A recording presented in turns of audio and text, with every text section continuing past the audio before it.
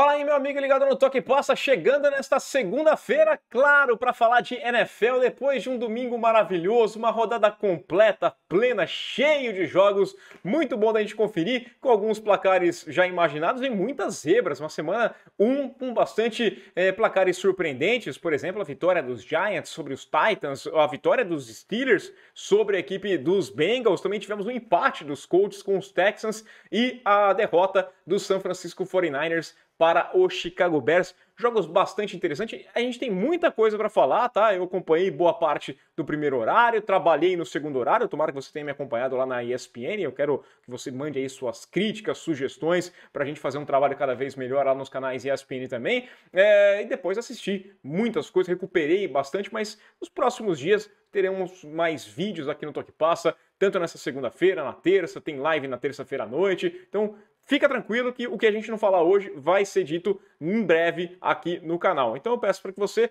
já curta esse vídeo, já deixe o seu comentário aqui embaixo, dizendo que você gostou, que não gostou, dando a sua sugestão, o que faltou da gente falar desse primeiro domingão de futebol americano. Se inscreve no canal, caso você não seja inscrito ainda, clica no sininho aqui embaixo para receber a notificação sempre que um vídeo novo for publicado. E se você puder colaborar, faça parte do nosso clube de membros. Temos algumas vantagens, esses benefícios vão crescendo ao longo da temporada. Você clica no botãozinho aqui em cima, ou então no link aqui embaixo, você vai ver, é um valor bem simbólico para você contribuir para que a gente mantenha o trabalho vivo aqui no canal. Também faço o convite para você conhecer a Fanatic Sports Nation, uma loja sensacional. Link está aqui embaixo com um cupom de desconto para quem é aqui, quem acompanha o Toque Passa. Vamos nessa então, muita coisa para falar. Roda a vinheta.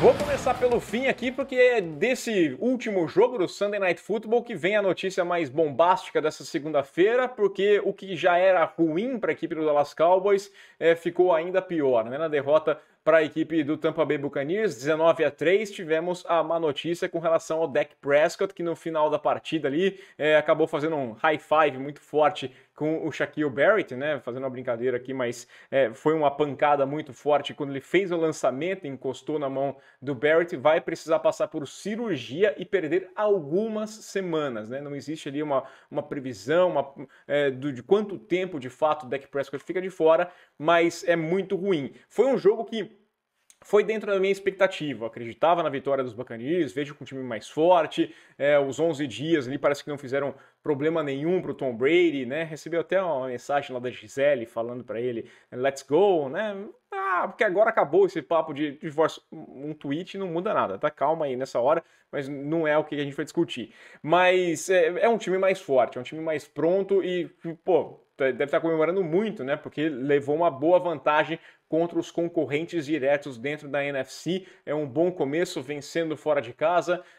Você teve ali o tropeço do Green Bay Packers, o San Francisco 49ers, outro pretendente, outro concorrente nessa NFC. O Los Angeles Rams já tinha perdido na quinta-feira, então é um bom começo, um bom placar que fica melhor ainda no cenário. E a equipe do Dallas Cowboys apresentou aquelas falhas que a gente já imaginava que aconteceriam. Para quem gosta de olhar o copo meio cheio, tem um destaque positivo, que é o Micah Parsons, mas isso a gente já esperava que ele fosse um grande jogador, um ótimo jogador, mais uma temporada, e ele se mostra sempre muito enérgico, muito bem ligado nas jogadas, né? Sempre muito atuante, conseguiu 2 sacks em cima do Tom Brady ali consecutivos, né? E é um cara fenomenal. É o único aspecto positivo nesse time do Dallas Cowboys nesse primeiro momento, né? O ataque. Quando o Amari Cooper foi trocado, depois a gente conversou bastante aqui, tá? Ficou um espaço lá no cap para você trazer alguém e você tinha que fazer alguma coisa. Hoje em dia você tem esse dinheiro e não tem um jogador, então não fazia sentido você trocar o Amari Cooper. Fez falta sim. CeeDee Lamb pela primeira vez foi o wide receiver 1 e não conseguiu produzir nada. Foram 11 targets na direção dele, 11 bolas lançadas em sua direção, apenas 2 recepções com 29 jardas e o Noah Brown acabou sendo o principal recebedor. Ele conseguiu 5 recepções e 9 targets, 68 jardas. O Noah Brown que ainda teve um lance que deveria ter feito ali uma conexão com o Dak no finalzinho, já no quarto período, né, uma terceira descida curta, era uma conexão fácil e acabou não rolando, e é um time que tem muitos problemas, né, problema para proteger o Dak Prescott, depois o Cooper Rush, né, os dois quarterbacks sofreram ali combinados 4 sacks, A gente imaginava isso quando você perdeu o Smith, seu left tackle, que ia ter problema nessa linha.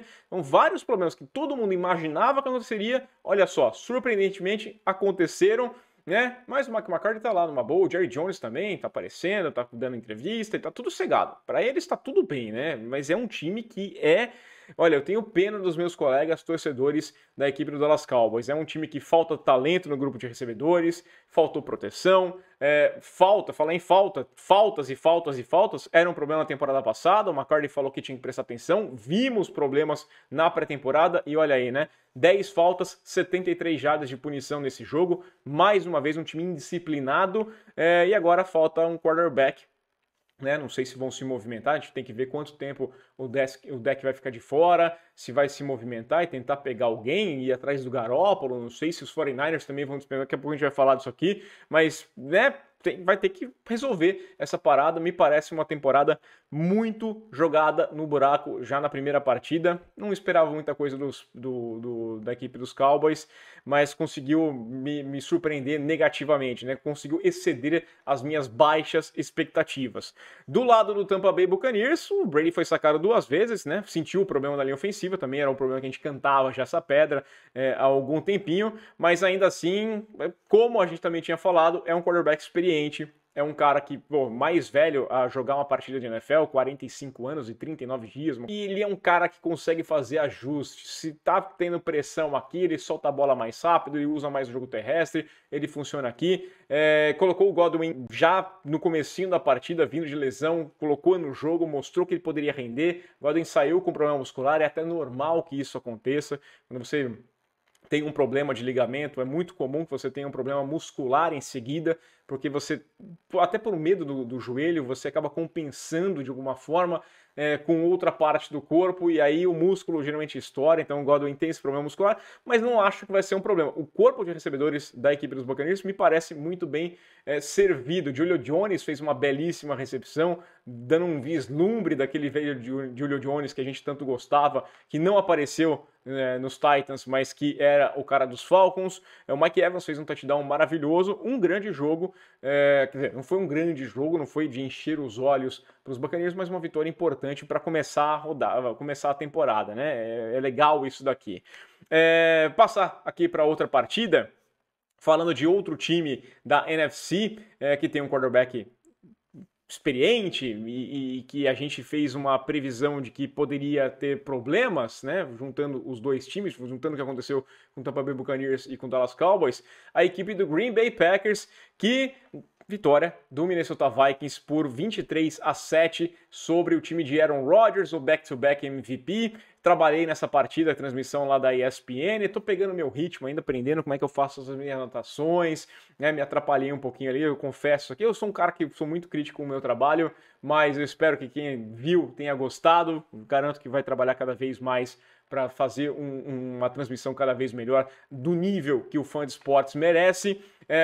E o time de Minneapolis tem todo o mérito, né? Dominou do começo ao fim, controlou o jogo, foi muito tranquilo, mesmo essa vitória da equipe dos Vikings, que está mudando o sistema ofensivo, defensivo, tem novo treinador, né?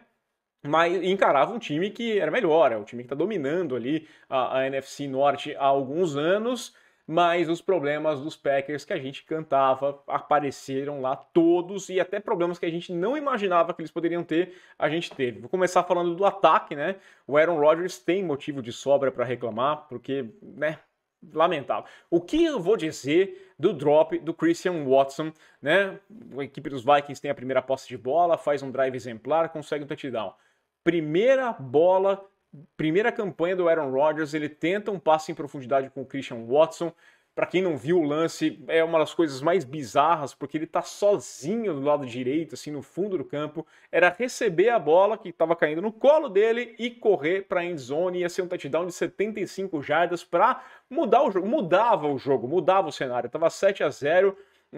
O Watson ia ganhar confiança, o Rodgers ia ter confiança nos seus alvos, a figura mudaria completamente no cenário, mas ele tem um drop miserável, é uma coisa É horrenda o jeito que ele deixa a bola escorrer pelas mãos dele. É tão engraçado porque no momento que a bola bate no antebraço dele ali, ela escorre e ele já põe a mão na cabeça, sabe? Não tem nenhuma luta para tentar pegar. Ele já percebe que fez besteira, já tava. Cara, eu não posso falhar. Passou essa impressão que o Watson tava pensando: não posso falhar, não posso falhar, não posso falhar. Falhei, né? E aí mudou completamente o jogo. O Aaron Rodgers tinha um cenário complicado, porque a gente esperava que o Bakhtiari e também o Jenkins tivessem condições, não conseguiram jogar, com problemas no joelho também, o Jenkins tem problema muscular no peitoral, perdeu o seu left tackle e o right tackle na mesma partida, é difícil, a linha vai ser mais pressionada, e durante o jogo inteiro, o Aaron Rodgers não teve um minuto de paz, né? Ele não ficava no pocket completo, ele não tinha tempo para pensar muito, ele tinha que ficar andando de um lado para o outro, tomou algumas pancadas, sofreu fumbles em pancada, ele sofreu mais do que a gente imaginou que ele sofreria e muito por conta de não ter esses dois jogadores, né? Agora, do lado defensivo, é o que me traz o ponto mais negativo, porque, olha, o grupo lá do Joe Barry, né, o Joe Barry que é o coordenador defensivo, ele me fez passar um pouco de vergonha na minha primeira transmissão na ESPN. Pô, eu comecei elogiando muito essa defesa, e principalmente a secundária, falando de todos os talentos que tem, Jerry Alexander, Russell Douglas, o Stokes, que é um grupo muito bom, que consegue muito bem na cobertura, que é um dos melhores da NFL, e eles passaram uma vergonha, quer dizer, me fizeram passar uma vergonha tremenda ali, porque eu não sei se eles conheciam um jogador que está começando em camisa 18 lá na equipe do Minnesota Vikings chamado Justin Jefferson, porque é só isso que vai me explicar o que aconteceu nessa partida. Desde lá de abril, saiu o calendário, o Barry sabia que o primeiro jogo dele seria contra os Vikings e que ele tinha que preparar um sistema especial para trabalhar contra o Justin Jefferson, que é um dos melhores recebedores da liga. É um cara que nos primeiros 2 anos juntou mais jardas aéreas do que qualquer outro jogador na NFL, por muito, né? Antes o recorde era lá do Odell Beckham, 2.700 e poucas jardas, ele conseguiu 3.016 jardas. Quer dizer, é um cara que é extremamente talentoso. Todo mundo está apontando como candidatíssimo a ser o melhor jogador ofensivo da temporada, que tem tudo para conseguir. E toda hora o Justin Jefferson aparecia sozinho no meio, nas costas do Savage, cruzava ali, o Jerry Alexander ficava perdido no meio, Russell Douglas, o Stokes fez uma péssima partida, o Savage fez uma péssima partida, liberdade tremenda e foram números absurdos do Justin Jefferson. Ele terminou com 9 recepções e 11 targets, 184 jardas e 2 touchdowns. Um touchdown de 64, teve uma recepção de 64 jardas.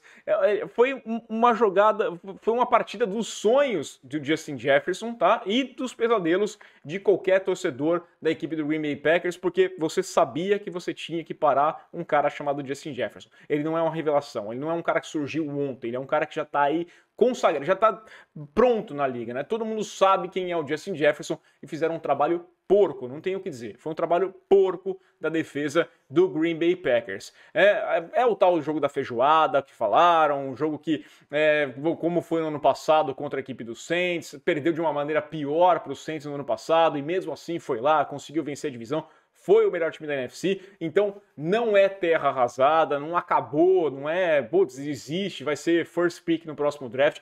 Calma, torcedor dos Packers, né? Faço questão de deixar isso bem claro. Não é para pichar o muro do CT, mas vale sim ligar um alerta, pois existem problemas no ataque e problemas na defesa que valem a pena você observar. O ano passado funcionou, o ano passado consertaram, corrigiram ali, tinham levantadas, era mais fácil consertar no ataque, mas na defesa foi corrigido ali até com os desfalques, né? O Zedarius Smith, que teve uma partida interessante agora com a equipe dos Vikings, não jogou a temporada inteira, era uma peça importante, não jogou e mesmo assim a defesa foi bem. O Jerry Alexander também estava lesionado e a defesa funcionou sem ele. Mas não tem pão quente toda hora, né? É o que eu sempre digo. Não é porque funcionou lá atrás e você corrigiu que vai corrigir de novo. Linha ofensiva. O Bakhtiari e o Jenkins, quando eles voltarem, tá bom, mas quando eles voltam? Voltam, né? É um problema, sim, que eu acho que a equipe do Green Bay Packers tem que prestar atenção. Não dá para considerar só, de novo fomos mal, como no ano passado, mas tudo se acerta. Não vai se acertar simplesmente por milagre, não. Nesse segundo lado, também tivemos um outro quarterback que perdeu seu principal recebedor, mas não demonstrou problema nenhum. Tô com a camisa dele aqui, ó. nosso querido Mahomes, porque foi fenomenal, uma partida incrível que ele foi 30 de 39 nos passes, 360 jardas, 5 passes para touchdown. O Kelce, como esperado, foi o principal alvo dele, né? Terminou com 8 recepções, 121 jardas e um touchdown. O Mahomes também espalhou muito bem a bola ali, teve o Juju conseguindo suas recepções ali, terminou com 6 recepções, 79 jardas, o Valdes-Scantling teve 4 recepções, 44 jardas, o Edwards-Helaire teve 3 recepções, 2 touchdowns, 32 jardas, o Hardman e o Fortson receberam também passos para touchdown lá na end zone. Enquanto isso, os Cardinals, meu amigo... O que eu vou falar? Fica repetitivo. Vai ter um podcast, eu vou falar com o Shemi, com o Ivo, mas o treinador deles não me adianta, né? Faltou proteção ao Murray, faltou disciplina, faltou aprender a dar tackle, os caras não sabem derrubar os coleguinhas. Uma equipe completamente mal treinada, e não sou eu que tô falando, não. Foi o próprio Cliff Kingsbury, que ele falou que ele deu uma entrevista lá falando que o time precisa ter melhores hábitos de treino. Ele falou isso aqui, tá? Aí é palhaçada. Pra mim é palhaçada.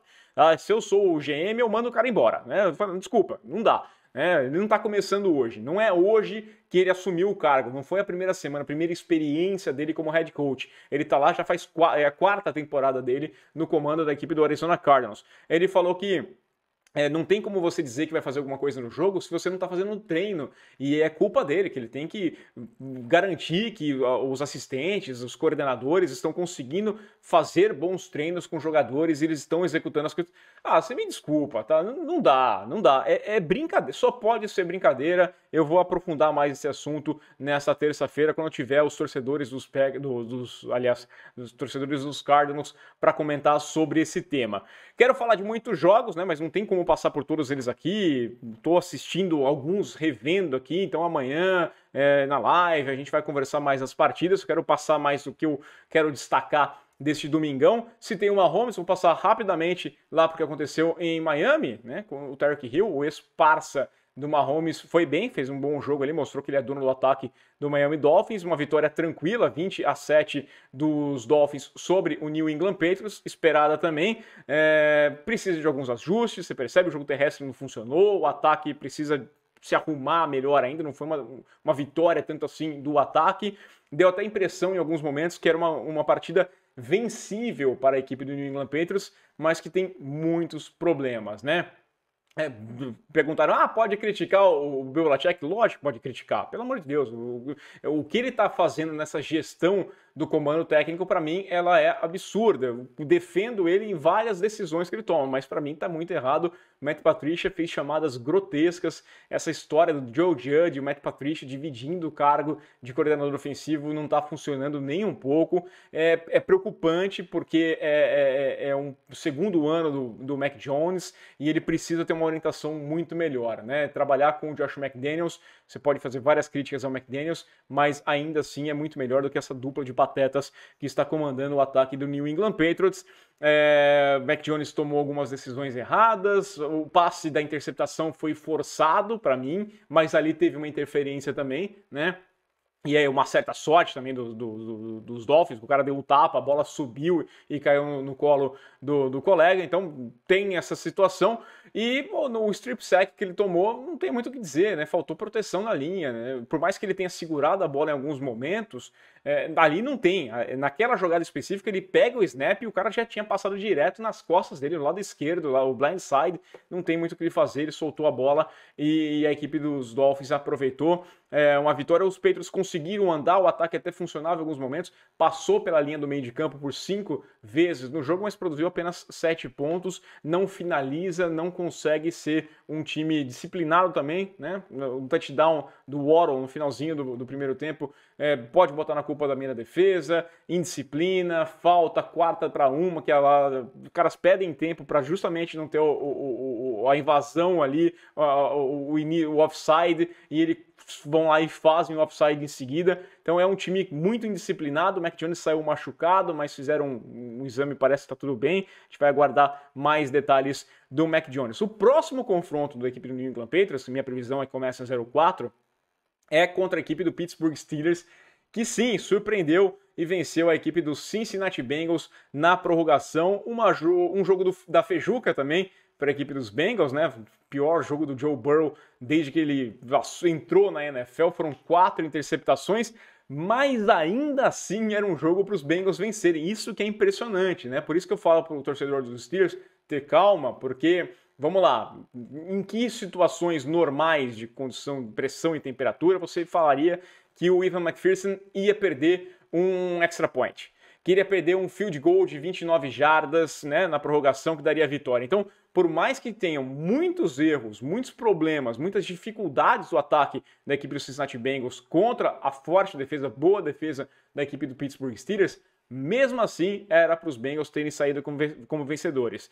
O Joe Burrow, alguns momentos, segura a bola demais pensando em uma big play, mas mesmo assim toda a jogada, essa linha ofensiva não melhorou nada com relação ao passado. Nessa primeira partida não dá para falar que teve uma melhora, não dá para ver, ele foi muito pressionado, várias vezes sacado, foi complicada a vida dele ali.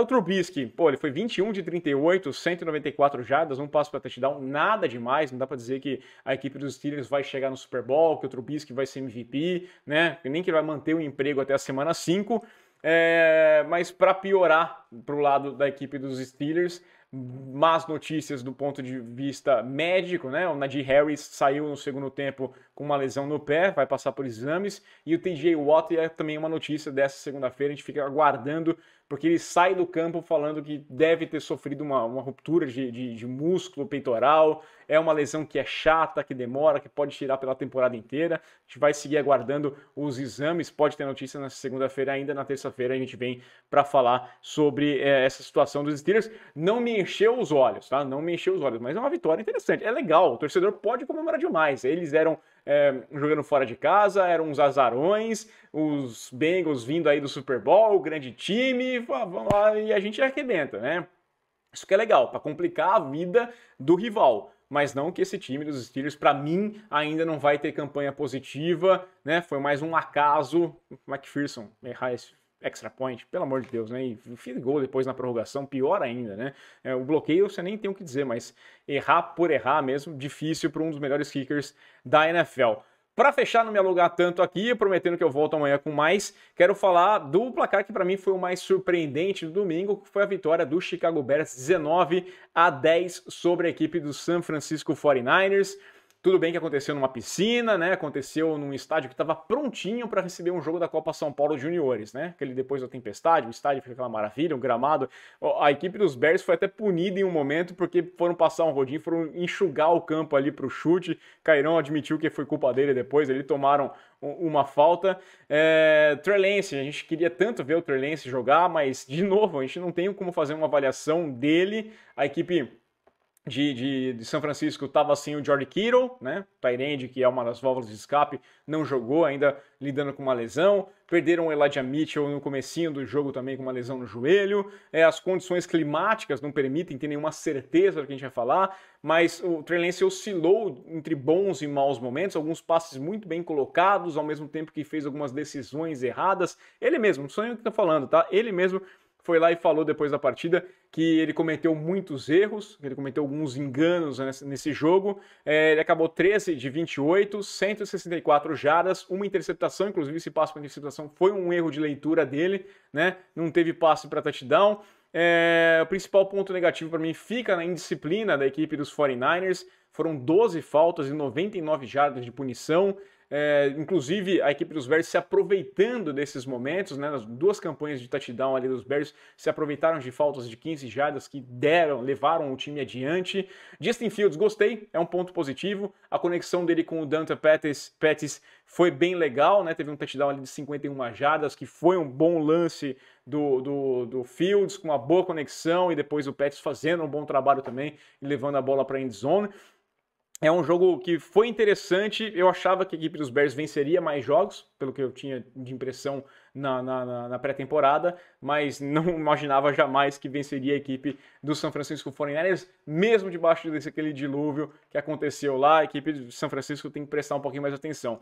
O interessante nesse jogo também é que acabou com a graça do próximo Sunday Night Football, porque a equipe do Chicago Bears agora vai enfrentar o Green Bay Packers, um Sunday Night que foi montado do ponto de vista histórico. Por mais que esses times tenham uma rivalidade, que seja sempre um grande jogo para ser assistido, convenhamos, né? Ninguém tinha uma expectativa muito grande para essa partida, ninguém queria ver, não fosse um ponto, né? Essa partida poderia ser do empate do número de vitórias da história da NFL, ou então da virada, os Packers assumindo o posto de time com mais vitórias na história da NFL. Antes dessa primeira semana da temporada, 783 vitórias para a equipe dos Bears, 782 dos Packers. O esperado era que os Bears perdessem, então ficaria 783 de parado, e os Packers vencendo, né, poderiam ultrapassar no próximo domingo, ou então, se perdessem para os Vikings, como acabou acontecendo, eles empatariam com os Bears na próxima semana. Acontece que agora os Bears têm 784 vitórias e os Packers estão estacionados em 782,